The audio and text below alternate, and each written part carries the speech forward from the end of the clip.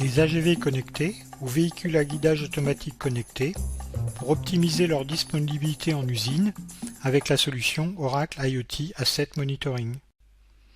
Les AGV étant organisés en train, il ne faut pas que l'un d'entre eux s'arrête, au risque de bloquer la chaîne. Il est donc nécessaire de pouvoir les localiser en temps réel et d'être notifié en cas d'incident pour une intervention immédiate. Enfin, il est important de garder un historique des interventions pour capitaliser sur les résolutions d'incidents connus. Nous trouvons donc dans IoT Asset Monitoring avec une vue globale qui va permettre de superviser l'ensemble de mes AGV et l'état de mes AGV.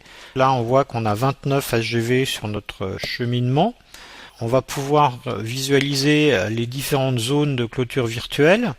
On a en fait 3 zones, la zone 0, la zone 2 et la zone 1, qui concernent en fait les opérateurs qui vont devoir intervenir sur ces différentes zones en cas d'incident. On va aussi pouvoir directement visualiser les incidents. Là, pour le moment, il n'y a aucun incident. L'affichage, en fait, agrège le nombre d'AGV par rapport aux différentes zones.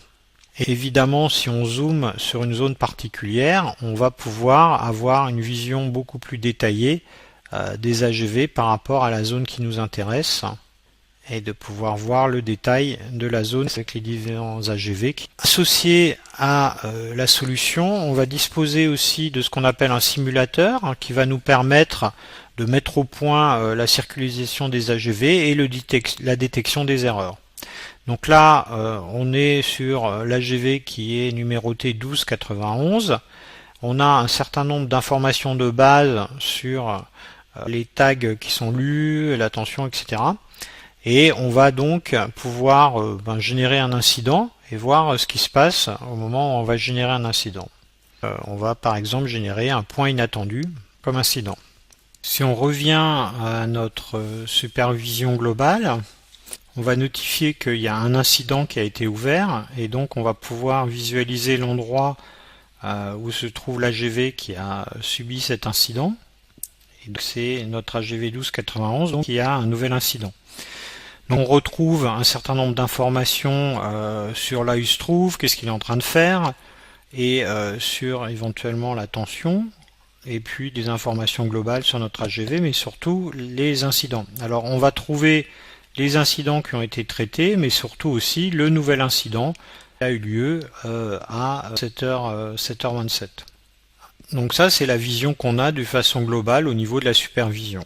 Si maintenant on passe à l'opérateur, la vision opérateur, l'utilisateur va recevoir un nouveau SMS lui indiquant qu'il y a eu un incident, que ça concerne l'AGV 1291, le code erreur est log 28 qui est un point inattendu, et que en fait l'AGV est passé au tag suivant sur la zone 2. Ce que l'utilisateur peut aller faire, c'est aller sur son application mobile, visualiser le statut de son AGV, donc 1291, et identifier en fait par rapport aux incidents s'il n'y a pas un nouvel incident. On voit qu'il y a un petit N à droite qui nous indique qu'il y a un nouvel incident qui correspond à l'incident attendu.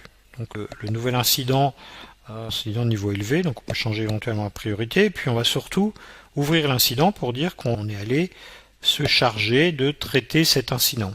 Une fois qu'on est sur place, on va pouvoir indiquer le fait qu'on est en train de traiter cet incident, et puis on va pouvoir faire un commentaire sur l'action qu'on a réalisée par rapport au traitement de cet incident. On va indiquer par exemple, l'AGV a été réinitialisé et est reparti. Voilà, donc on a commenté, l'AGV a été réinitialisé et est reparti. On a ce commentaire en place. Donc maintenant que l'AGV est reparti, on va pouvoir faire donc finaliser le traitement. C'est donc de fermer la demande pour indiquer que la demande a été traitée. Donc on passe du statut en cours au statut résolu. Donc là je ferme ma demande et mon incident est clos, est marqué comme résolu.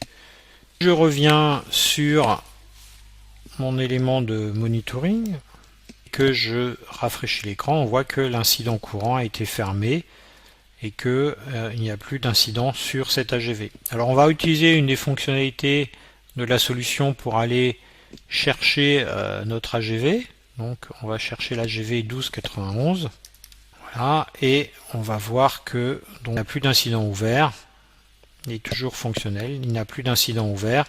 Hein, on va quand même bien trier sur les incidents pour être sûr, et on n'a plus d'incident ouvert, l'incident a été traité. Alors par rapport au suivi des incidents, ce qu'on va pouvoir aussi utiliser, c'est l'outil de suivi d'incidents. Donc il va nous lister tous les incidents par AGV qui ont été traités. Alors là aussi, pareil, on peut filtrer les incidents par AGV. Donc simplement tous les incidents qui concernent mon AGV, le 1291, avec le statut de résolution, la modification, etc. Un petit résumé par rapport à l'état de mes différents statuts, quel est le niveau de criticité, et puis quel est le type d'incident qui a été produit.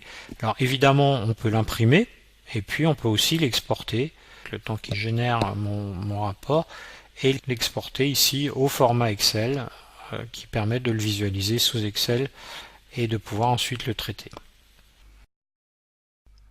Les bénéfices de la solution: une vision instantanée de la localisation et du fonctionnement de l'ensemble des AGV du train, une meilleure réactivité des opérateurs pour la résolution des incidents, un historique et un suivi des résolutions, et enfin une ouverture vers la maintenance prédictive pour les AGV ou le changement des batteries par exemple.